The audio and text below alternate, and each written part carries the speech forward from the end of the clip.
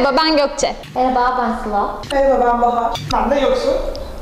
Merhaba Fonla Ben ailesi. Biz Notalarla Yolculuk Projesi'nin adı altındaki Akdeniz Oda Orkestrası olarak bulunuyoruz burada. Ben ve arkadaşlarım dedik ki bir gün otururken, bizim neden bir oda orkestramız yok? Bizim diğer illerden, diğer insanlardan neyimiz eksik? Adana'mızın nesi eksik? Düşündük, biz de bunun bir katkı yapalım dedik.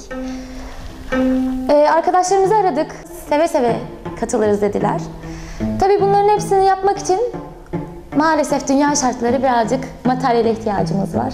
Bu yüzden de size bu videoyu çekmekteyiz. Ama emin olun ki bizim konserimizi izlediğinizde bizim sinerjimizden çok güzel etkileneceksiniz ve hayata bakış açınız değişecek. Teşekkür ederiz.